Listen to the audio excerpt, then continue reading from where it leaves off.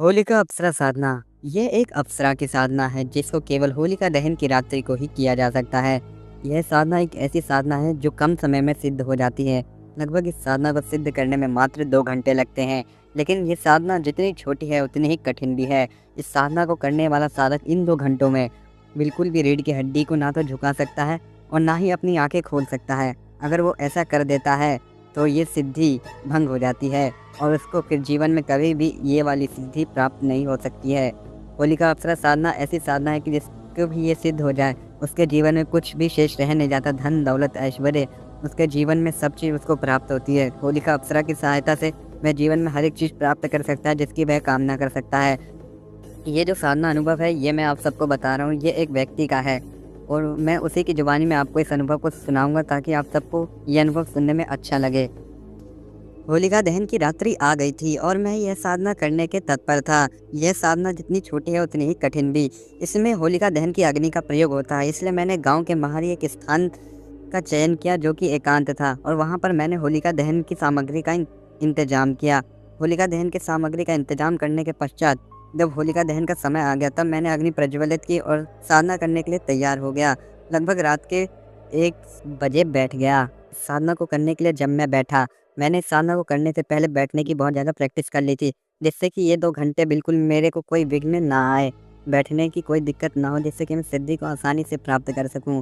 तो हुआ ऐसा कि जब मैं साधना कर रहा था, तब आधे घंटे के बाद मुझे धीमी-धीमी खुशबू आने लगी। वह खुशबू कुछ ऐसी थी जैसे कि मानो किसी ने गुलाब गुलाब का गुलाल बनाया हो और उस गुलाल को मेरे चारों ओर बिखेर दिया हो, ऐसी खुशबू मुझे प्रतीत हो रही थी। इस खुशबू में मेरा जप करना कठिन हो रहा था। ये खुशबू धीरे-धीरे मेरी श्वासों में जा रही थी और ये खुशबू मेरे पूरे तन बदन में इस तरह आ रही थी, मान लो कि मेरा पूरा शरीर ही खुशबू से भर गया हो।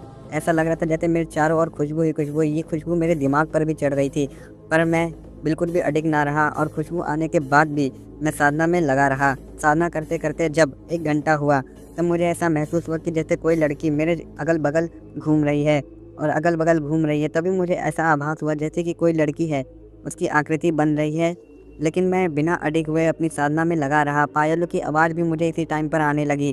कानों में बहुत विभिन्न अनुभव हो रहे थे, परंतु मेरे को किसी भी तरीके से इस साधना को 2 घंटे तक करना ही था। तभी मुझे महसूस होता है कि किसी ने मेरे कंधे पर हाथ रखा है। कंधे पर हाथ रखने के साथ-साथ मुझे ऐसा लग रहा था जैसे कोई मुझे चिकोटी काट रहा हो। लेकिन ऐसे अनुभव हो रहे थे, पर फिर भी मेरे को ये साधना को करना ही था। लगभग साधना का 1 घंटा 15 मिनट हो चुका होगा। तब मेरे को ऐसा लग रहा था जैसे कि अब मेरे से इस ताप सहन ही नहीं होगा। एक तो होलिका के आग की गर्मी और ऊपर से ऐसे विभिन्न अनुभव, ये सब मेरी मानसिक स्थिति को अडिग कर रहे थे। किसी भी तरह से मुझे जाप को करना ही था। अब हुआ यूँ कि मुझे जब ऐसा लगने लगा कि अब मेरे से नहीं हो पाएगा, तो मैं इस साधना को भंग कर दिया और खड़ा हो गया। जब मैं इस साधना से खड़ा हुआ, तब मैंने जो आँखों से देखा, वह तो अकल्पनीय था। मैंने यह देखा कि एक विपुल सुंदरी अप्सरा, जो बिल्कुल ही मतलब इस दुनिया में सर्वश्रेष्ठ स्त्री है, वो मेरे सामने है। उसके होंठ गुलाब जितने लाल थे, उसकी आँखें बड़ी-बड़ी थी, उसके गाल एकदम लाल थे। किसी भी कन्या की सुंदरता की तुलना तो उससे करी ही नहीं जा सकती थी। ये मेरे जीवन का बहुत ही गहरा अनुभव है जो मैंने साधनाओं के बल पर प्राप्त किया। लेकिन मेरी यह साधना भंग हो गई क्योंकि मैं 2 घंटे तक इस साधना में अपने आप को संयम नहीं रख पाया।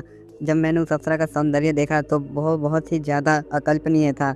ईश्वर जब सामान्य स्त्री को इतना सुंदर बनाता है, लेकिन ये तो एक अप्सरा थी। इसका सौंदर्य तो किसी सामान्य स्त्री के मुकाबले 1000 गुना दिखता। ये साधना मेरी इस तरीके से भंग हो गई। इसका मुझे गम तो था, पर कोई बात नहीं, मैंने कुछ हासिल किया, अपने जीवन में अनुभव प्राप्त किया। अगर आपको ये वीडियो पसंद आई हो तो चैनल को सब्सक्राइब करें और वीडियो को लाइक करें और ऐसी वीडियो देखने के लिए आप सब्सक्राइब करें हमारे चैनल को। धन्यवाद।